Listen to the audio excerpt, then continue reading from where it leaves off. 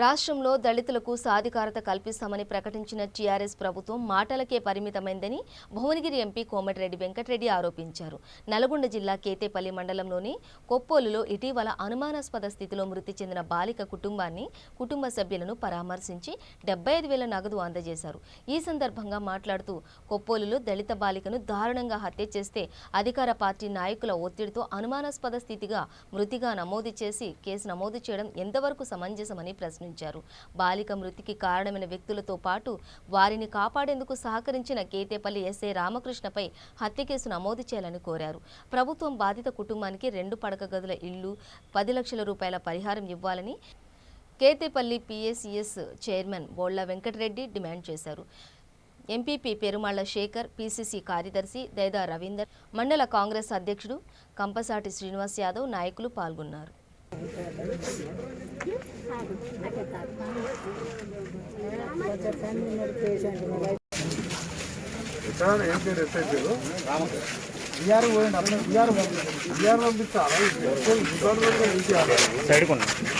ప్రీతి minor దళిత అమ్మాయిని రేపు చేసి దారుణంగా మర్డర్ చేయడం, నిజంగా చంపడం, కిరాతకంగా చంపడం, ఒక మైనర్ అమ్మాయి అని చెప్తుంది. దాన్ని తీవ్రంగా ఖండిస్తూ ఆమెకు ఆత్మకు శాంతి కలగాలని భగవంతుడు ప్రార్థిస్తూ, పాపం వాళ్ళ కుటుంబ పరిస్థితి చూస్తే తండ్రి ఒకవైపు ఒక 2 సంవత్సరాల కింద ఉన్న కొడుకును పోగొట్టుకున్నాడు. ఇవాళ ఉన్నొక బిడ్డని కిరాతకంగా ఒక దుర్మార్గుడు చంపేయడం జరిగింది. ఇదే గ్రామానికి చెందిన పవన్ అనే వ్యక్తి. ఆయనకి యాక్సిడెంట్ అయ్యి కాళ్ళ బాధలతో ఉన్నాడు. దాన్ని చీనగా ఖండిస్తూ, ముఖ్యంగా ఈ ఇన్సిడెంట్ జరిగింది 12వ తారీఖు 10 గంటలకు జరిగితే పోలీస్ అధికారి ఇక్కడ ఉన్న ఎస్ఐ పై పిటిషన్ ఇస్తే నిర్లక్ష్యంగా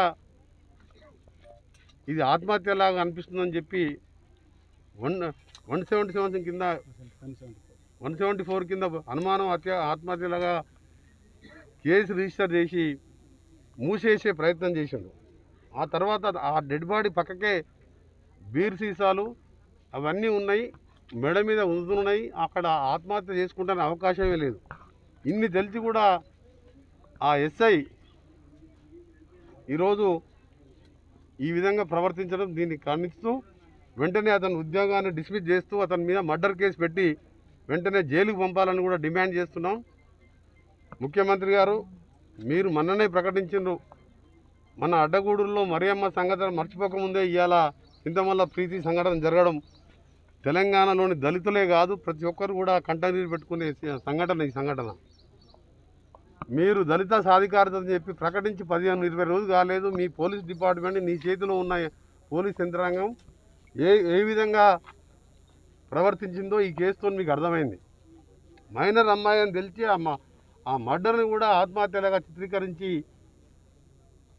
ఈరోజు ఇంత పెద్ద నేరానికి పాల్పడడం, వెంటనే ఈ కేసుని పక్కాగా చేసి దీని వెనుక ఎవరున్నారు ఏంది చంపిన వారిని కూడా శిక్ష వెంబడే ఫాస్ట్ ట్రాక్ కోర్టు ఏర్పాటు చేయించి అతనికి ఉరిశిక్ష పడే విధంగా చర్యలు తీసుకోవాలని కూడా ప్రభుత్వాన్ని విజ్ఞప్తి చేస్తూ, ముఖ్యంగా ముఖ్యమంత్రి గారిని కూడా వెంటనే డిమాండ్ చేస్తూ ఈ కుటుంబానికి